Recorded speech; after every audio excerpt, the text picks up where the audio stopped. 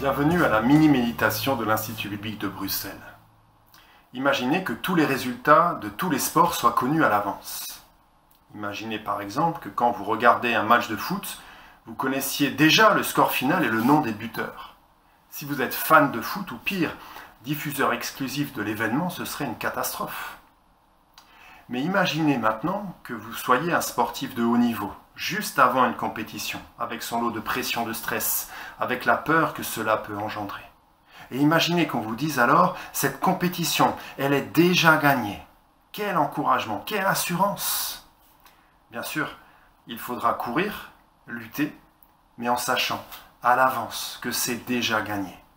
Pendant les prochains mercredis, je vous propose de méditer ensemble sur ce que la Bible nous dit au sujet du combat spirituel que chaque chrétien doit mener. On entend généralement par combat spirituel le fait de lutter pour rester attaché à Christ et grandir avec lui. Il peut s'agir du combat contre le péché, mais il peut aussi s'agir du combat pour rester attaché à Christ lorsque nous traversons l'épreuve, pour garder foi et espérance comme nous sommes oppressés. Nous ne pourrons évidemment pas être exhaustifs sur un si vaste sujet, mais je vous propose 5 vérités bibliques qui peuvent, je l'espère, nous aider à mener ce combat. Et la première vérité que nous devons garder en tête est que le combat est déjà gagné. Le combat est déjà gagné parce que si nous sommes chrétiens, nous savons que nous ne devons pas lutter pour être sauvés.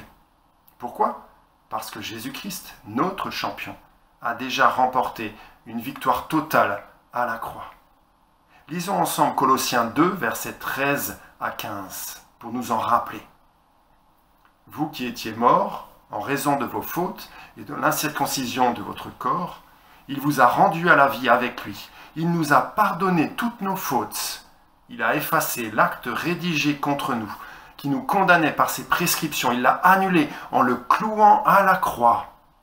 Il a ainsi dépouillé les dominations et les autorités, les a données publiquement en spectacle, en triomphant d'elles par la croix. Que nous dit ce texte ? D'abord que le combat a été perdu d'avance.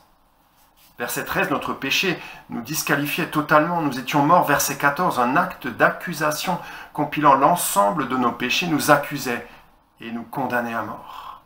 Mais il nous rappelle aussi et surtout que Jésus-Christ a remporté une victoire totale en notre faveur. Par sa mort, il a annulé notre acte d'accusation en le clouant à la croix, verset 14. Verset 15, sa mort et sa résurrection ont été une grande parade victorieuse, l'humiliation publique de l'adversaire de nos âmes. Voilà pourquoi Christ s'est écrié en mourant sur la croix, tout est accompli. Après la victoire de leur équipe favorite, il est toujours amusant d'entendre les supporters chanter « On a gagné !» alors qu'ils n'étaient même pas sur le terrain. Si nous sommes en Christ, nous pouvons chanter à pleine voix « On a gagné, j'ai gagné parce que sa victoire est aussi la nôtre !» Dans quel combat en cours ai-je besoin d'entendre à nouveau cette bonne nouvelle aujourd'hui ?